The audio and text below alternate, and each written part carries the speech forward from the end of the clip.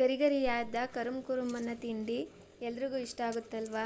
ಮನೇಲಿರೋರಾಗಿರ್ಬೋದು, ಸಂಜೆ ಟೈಮು ಹೊರಗಿಂದ ಬಂದಾಗ ಕಾಫಿ ಟೀ ಜೊತೆ ತಿನ್ನೋದಕ್ಕಾಗಿದ್ರು ಎಲ್ಲರೂ ಕೇಳ್ತಾರೆ. ಹಾಗಿದ್ದರೆ ನೀವು ಟ್ರೈ ಮಾಡಬೇಕು ಅಂತ ಅಂದ್ಕೊಂಡಿದ್ರೆ ಹೇಗೆ ಮಾಡೋದು ಅಂತ ಯೋಚನೆ ಮಾಡ್ತಾಯಿದ್ರೆ ನಾನು ಲೆಂತಿ ವಿಡಿಯೋದಲ್ಲಿ ಡೀಟೈಲಾಗಿ ಹೇಗೆ ಮಾಡೋದು ಅಂತ ವಿಡಿಯೋ ಅಪ್ಲೋಡ್ ಮಾಡಿದ್ದೀನಿ. ನೀವೇನಾದರೂ ಮಾಡಬೇಕು ಅಂತಿದ್ರೆ ಒಂದು ಸಲ ಚೆಕ್ ಮಾಡಿ ಹೇಗೆ ಮಾಡೋದು ಅಂತ.